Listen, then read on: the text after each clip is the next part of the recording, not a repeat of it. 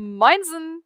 Ich bin die Isabella aus Australien, spreche gerade Deutsch und wünsche euch ganz viel Spaß bei dieser nagelneuen Folge von The Fluent Show.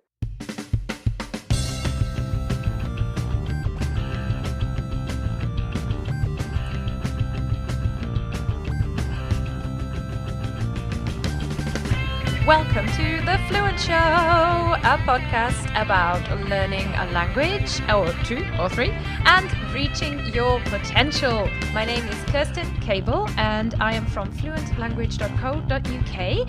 I have been writing and podcasting about languages for coming on to a decade now, and here on The Fluent Show, we, my co-hosts, my friends, my guests, talk about languages, communication, curiosity, and enriching our lives through the challenge of learning something new. It's lovely to have you here as a listener. If you're a new listener for 2022, shout out, kudos to you, and hello, welcome, love having you. And if you're a listener who's been with me for a long, long time, thank you so much. We have surpassed, exceeded, smashed through 1.6 million downloads recently, so that is amazing. The Fluent Show still going strong. In today's episode, I have got a few notes that I wanted to share with you on the state of the podcast, a few changes coming your way for the year and for the future, and then I'll tell you a little bit about my own big projects for the year, languages I may or may not be picking up, touching, leaving well alone, and I've got 5 great pieces of advice for you that will be so useful as you go into 2022. A few spins on some existing pieces of advice and a few really interesting new reflections. So before we do that, I want to give 2 shout outs. Number 1 to listener Isabella, with her amazing German intro this episode. Shout out, what an accent. Kudos, Isabella. Thank you so much for sending your intro. Now, if you, listener, think, well, I can do that. I can say a few sentences in another language and be on the Fluent Show. I'd love to be on the Fluent Show. Well, why don't you send me your intro? Because I would love to hear your voice. It's just nothing makes me happier. Go to fluent.show, www.fluent.show, and all you need to do is look in the navigation menu at the top and select add your intro, and that will take you to an online form where you can submit an MP3 or a WAV or a other types of file. It'll tell you in FAQs, and it also tells you what to say in your target language. It's really easy. It won't take you a long time, and I am ever so grateful, and you'll hear your own voice on the Fluent Show, so please come and be a star. Now, the other shout out that I have is to our long-term sponsor, the wonderful language learning app Closemaster. Closemaster is fun, responsive, and it actually works. And here's how it works. It's a gamified language learning app. So far, so good. And it gives you mass exposure to vocabulary in context. So what Closemaster does is provide you with thousands and thousands of sentences, not all at once, one by one, but it's really fun, in over 50 languages. And I think particularly for Fluent Show people, it's a wonderful choice of app to download and examine because they offer so many different languages. I found it really easy to find, for example, Welsh practice in there, and Welsh, one of my target languages, is not always that easy to find in every single course. It's particularly exciting as well to use Closemaster if you're an intermediate learner and you want to practice your skills. But I have found that recently the Mandarin Chinese language has sort of been talking to me, or I've been talking to it in English. Like Mandarin and I have been sort of slowly kind of reapproaching each other and kind of tiptoeing around each other. So I had a look in the Closemaster app, and there is something called a fluency track, which is so suitable for me as somebody who has a fairly low level in Mandarin but still wants to practice and likes to be challenged. So if you also want to practice your skills and re-examine all that most important vocab, check if they've got a fluency track in your target language too. The way Closemaster works is using the exercise where you basically fill in the gap in a sentence. So it's a familiar, tried and tested, really solid exercise It doesn't require you to learn anything new, and you can practice it for free. You can try it out for free. And if you ever want to upgrade, please do go for the Fluent Show and use the code Fluent Show, because you get a discount, and it also tells them I sent you, and that works and helps me. It helps the Fluent Show keep coming to you. If you want to find out more, please head to Closemaster. That's CLOZEMASTER.com/Fluent Show, where I have recorded a little video guide for you showing you how it all works. So that is, for my American listeners, CLOZEMASTER.com/Fluent Show. Thank you so much to Closemaster for supporting the Fluent Show. That was my shout-outs, listener Isabella and Closemaster, our sponsor. Now, let's get into a few notes and updates about the podcast before we can talk languages. Now, you know, if you're a regular listener, that I have been, over the last year, in 2021, I played with the idea of seasons. And we had a sort of linguistics and academic season. That was the first one. You may remember I had some neuroscientists, I had a stylistics professor. It was really interesting. And we also had the online teaching season, where we focused on the teaching world. And then it sort of kind of didn't really continue into the second half of the year. And this is partly because of the feedback I got, and partly because of how I felt organizing this. So the seasons idea, it helped me in some ways because it helped me break up the episodes more. But what one of the results was that the learners, some of them, is the feedback I got was that they didn't really like the teacher season, and the teachers started expecting a lot more episodes about teaching, when actually we were more jaunting into the territory and then jaunting back to learning. So overall, people got a little bit confused, which wasn't my intention. And I got a little bit tired at the end of 10 episodes, where I really had to curate rather than bringing you the joyful chaos that the Fluent Show usually brings you. So the season structure was really, really great. But it didn't really work when a show publishes as frequently as this one, and with a team that is really one person with a little bit of support. So for this year, I'm going to follow on with what I said to you at the end of last year, which is I've really been talking and thinking about rigidity, and I'm going to take the rigidity out and focus on what's fun, which means we are not continuing the season concept. That was fun. But instead, I will just bring you all the interesting content that a season would have brought you, but with the continuing effect of what I always think is, it's called a Wundertüte in German. You know, when you've got a surprise bag, a grab bag, what do you call them? A grab bag, so that every week something super interesting is coming to you, but you can't always know from one week to the next what's coming. And I tell you what, I have such interesting guests coming up. I have such interesting episodes coming up. And because we're at the start of the year, we're actually also doing a few of our little Fluent Show traditions. So you can expect Words of the Year. That is coming. Lindsay and I are excited to record that. You can expect a visit, the annual visit from Shannon Kennedy, which is ever so interesting.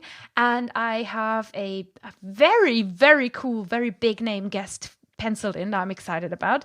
And we're also going to be venturing into India and just even more. But let me tell you, Fluent Show is going to be, seasonal or not season, is going to be a lot of fun this year. I will continue to look for more fun playing around, opportunities to play around with the format. I've been meaning to try out segments and do segment jingles. So these are a few things that might come this year. In my head, I have composed, we'll go with it. I've composed a hot potato jingle, but I just need to go back to the person who helped me with the Top Tools jingle and see if he can help with a hot potato jingle. Now, one other big change I wanted to just make you aware of is that the Fluent Show, which has been publishing since 2018, so it's nearly 3.5 years, over 3.5 years, we've been going weekly. And I have found in the last year, one of the reasons I tried the seasons is that wasn't working as well for me anymore. I've got a tendency to work very, very hard and forego breaks. So I try to force breaks into there. And what I found is every time I did take my foot off the gas a little bit, within a week or so, I would have super exciting ideas and have my energy back as well to really bring you a great show. And those ideas are what we need to keep this podcast fresh and interesting and special. So they're really important. And I also want to reflect the changing landscape of podcasting since 2018 when we went weekly. I am, like you, a podcast listener, a fan of so many shows, and I know all too well that the landscape for content has changed in the last years. And, you know, when this podcast went weekly, there wasn't as much choice. There weren't as many language shows as you have now.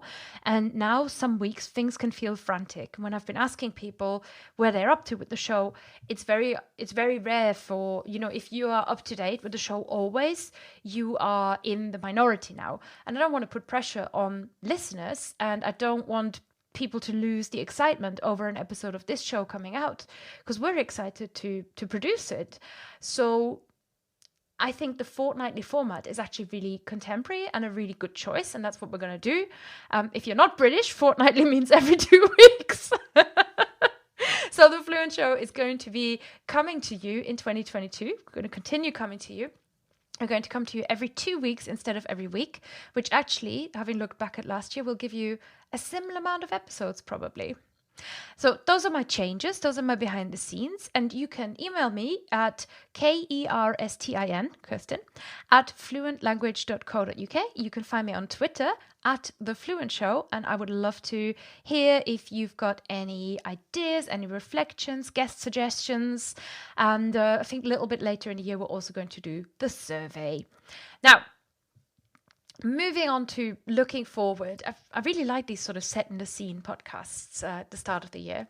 I wanted to tell you a few bigger projects that are coming up for me in the year, tell you a little bit about what's going on, and then go into languages and give you some tips and advice for the start of 2022.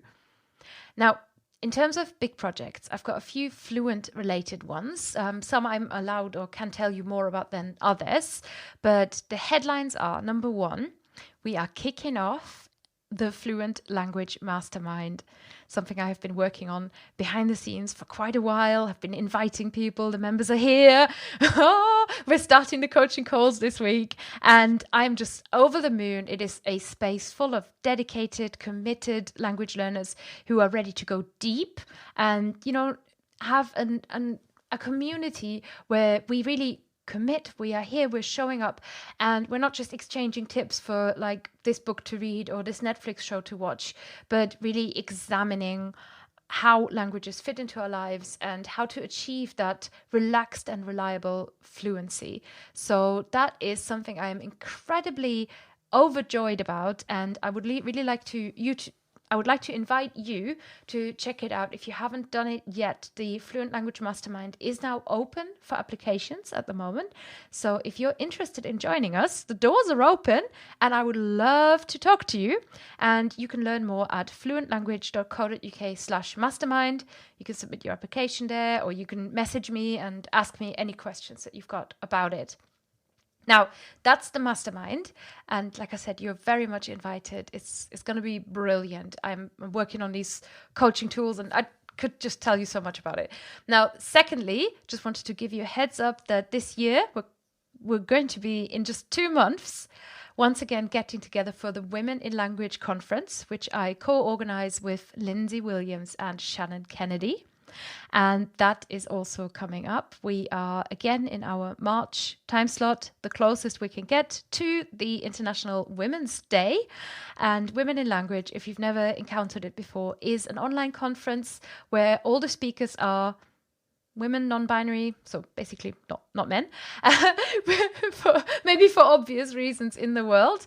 And the tickets are absolutely open to everybody. So if you are not a woman, not non-binary, don't feel like you are not invited. You're going to be hearing from such a wonderful, diverse, interesting group of people, as you do every single year. We're now in our 5th year, believe it or not, organizing Women in Language, and you are absolutely welcome. So just pencil it in. We are aiming for the 3rd to the 6th of March with Women in Language. Now, two more things that I'm going to be doing is, if you're not aware, I have created a little course on starting a podcast. It's called Podcasting 101, and it's now had its first cohort of learners through. People have started their podcasts as a result of taking this course. It's gone really, really well, and at the moment it lives at fluentlanguage.co.uk/podcasting 101. So one of my projects and goals for this year, as I tidy up and move websites around and do quite big projects behind the scenes, is also to give this podcasting course its own little home, its own little world, so that in future you will be able to share it and join it separately from Fluent Language, because it's only loosely language related. Although I do believe creating a podcast, if you're a language learner, is a really fun, interesting, and actually very beneficial thing to do. I've got a blog article on the blog at Fluent Language where I'm sharing a few ideas. And I think we did a podcast episode about it again last year. So I'll pop that in the show notes. Now, finally, I am also going to be working, I'm already saying so much, right? But I'm hoping to be dedicating a significant amount of time this year to writing my next book. Different kind of book, slightly different book writing process, and still feels very daunting to say it. So I won't tell you anything more, but I do plan to write a book that you can then read. That's it for me, and I hope you've enjoyed this overview over the next year. Now, in my personal life, to be honest, I haven't really got anything mind-blowing to share. I'm hoping that the world is going to open up even more, that we'll be able to travel again, get together. I would love to attend a polyglot in-person event very, very soon. I would love to volunteer again in Wales, which has been always such a language boost, such a motivator to just steward or marshal at an event. It's such a great thing. And I would love to just attend a few events and go to a few gigs. These are my hopes. Please tell me yours. I would love to hear from you. Again, if you're a listener of this show, you're so welcome to tell me a little bit more. I read every message if you email Kerstin@fluentlanguage.co.uk, or if you want to tweet me, again, at The Fluent Show. And I'm also on Instagram, where you can send me a direct message to @Kerstin, KERSTIN _fluent, Kerstin _fluent. Now, let's talk about languages before I let you go and skip happily into the new year. My own languages. And okay, so I'm going to be mixing up my own language goals, I think, with the pieces of advice that I have for you. So I'll tell you about each one. My first piece of advice for you, my first sort of note bit I want to give you in January 2022 is that there is no need to start learning a new language just because it's the 1st of January. Someone recently messaged me, and I think they were just trying to make conversation. They said, "Oh, what are you learning any new languages for the new year?" And I thought, well, no. Just because it's a new year, that doesn't mean I have to instantly come up with a huge big plan and change everything that's already working for me. And I think sometimes we attach more value and we get more excited about the novelty. So I wanted to share my own language plan for the year, which is dominated by Welsh. I know I've been learning Welsh for like 6-7 years, but I'm at level B2. I'm going to be smashing into the C levels not too far into the future. I have got an evening class with lovely people that I can attend once a week. Things are going well. So this continues to be my priority because I'm starting to see, no, I'm not starting to see traction. I am seeing traction the same way I've been seeing traction for years. Very slow, but just getting a little bit better and a little bit better and a little bit better. And I enjoy that so much. So why would this be any less interesting? Why would this be any less exciting to me than starting with a brand new language from zero? And don't get me wrong, it's not that I don't get excited about lots of other languages, but there's just something about sticking with this and seeing, oh yeah, it's getting better, even though I've essentially got a full-time job. I'm not dedicating my whole life to it, but just to kind of stick with it and stay consistent, it's gold. It's so good. And I love trusting myself and saying, well, I've decided I want to do this, so I'm going to continue with doing it. So there is no need to start learning a new language just because it's January the 1st. And especially for those of you who might feel like you might feel doubtful about what you're doing, might feel like what you're doing is not good enough, maybe you're not learning enough, maybe you're not doing enough if you don't do these other 3 languages on top. Just know that, you pick it up in your own time, and it can be your own personal 1st of January. Number 2, this is from something that I saw on Twitter. And I've recently seen quite a bit of bad language advice on Twitter. And instead of starting a big fight with people in the comments, I thought I would just bring it here. And this was from somebody who... I won't call it bad advice. It's not bad advice, but to me, it is far too categorical. Somebody declaring that they are doing their very best to avoid their native language in all their listening. They will only listen to things in their target language. And to me, that's great. That's immersive. That's going to give you the results. And for some people, it works. But it is so categorical, and it is so difficult to follow through and so challenging that I just wanted to share with the world. You know what? You're allowed to listen to things in your native language if you like. And even if you do that for, 23 out of 24 hours in the day, or if you're doing it for, how many hours there are in a week, but if you're doing it for almost all the time in a week and you only listen to your target language for 2-3 hours in a week, don't worry, you will still get there. The idea of immersion, as in this purity, is so overrated, is so high pressure, it is so optimized that I think we really need to just sometimes push back and say, look, you know what, if you're doing this in a really chilled out way, then that's absolutely fine. And there is you're not allowed to do this. You're not allowed to do that. You will follow your own kind of North Star with these languages. So don't worry about this too much. Don't make things too hard for yourself. So tip number 3, or piece of advice number 3, is about commitment. I've already said, I'm sort of committed. I'm like in a almost marriage with Welsh, like my long-term relationship. We're engaged now, me and Welsh. This is becoming really serious, and there is such joy in there. So I just wanted to share 2 things about commitment that I've been reflecting on recently, because like you at the start of things, I'm quite scared of commitment. I'm quite worried, is this going to be taking up too much time, too much resources?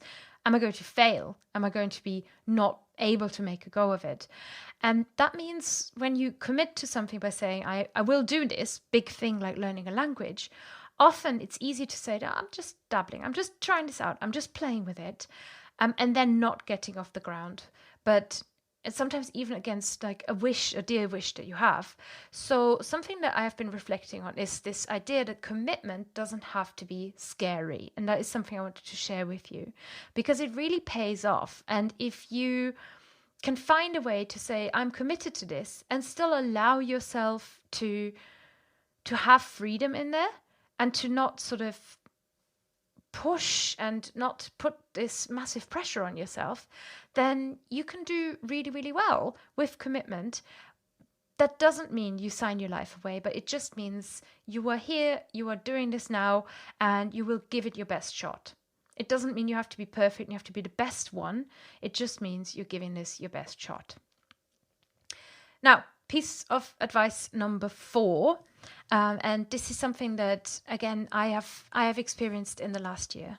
I have long known, and you maybe have long known, that community really matters in language learning. That might be why you enjoy this show, because you get to hang out with me and I get to hang out with you virtually in a sort of low pressure way. That might be why, if you've been to Women in Language before, you enjoy the Women in Language conference. And it might be something that is, something that you found online. A lot of language learners don't have a lot of friends IRL who are also language learners. So this is something that really matters to people, and it can bring you a big boost.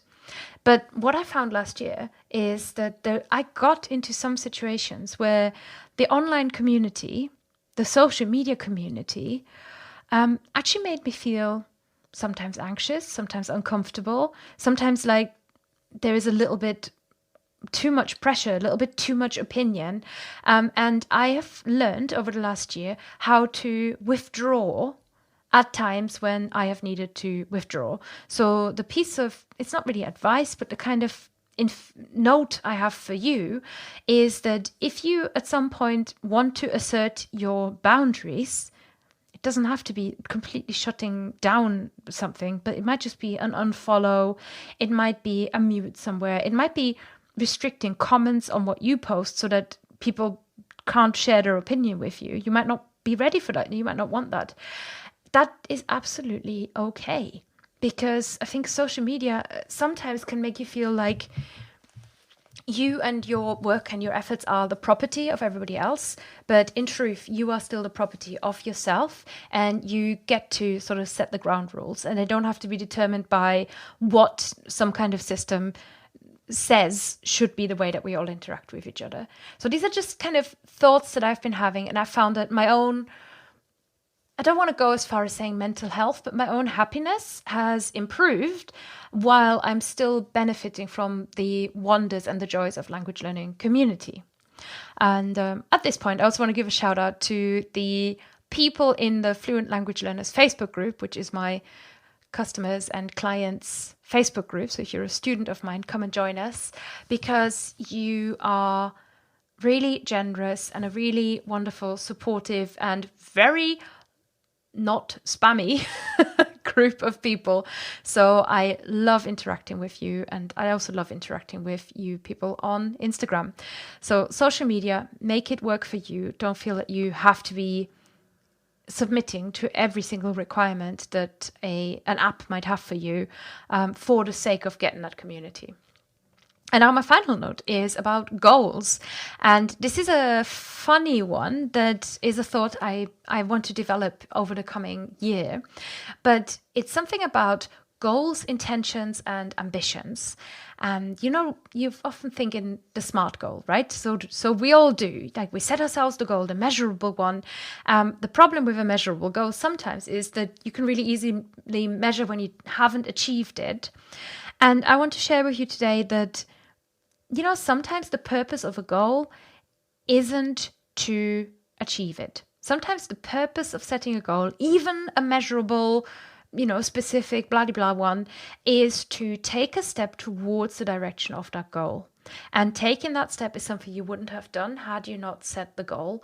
So it is a useful thing to do. So if you are feeling worried right now, or if you are a kind of person who gets a little bit of discomfort and anxiety around the idea of setting goals for yourself, and you actually want to, you want to be ambitious, but you don't want to fail, and you don't want to feel like you're failing, I encourage you to set the goal anyway and celebrate even if you don't achieve it, and look at whether you took a step towards it that you wouldn't have otherwise taken.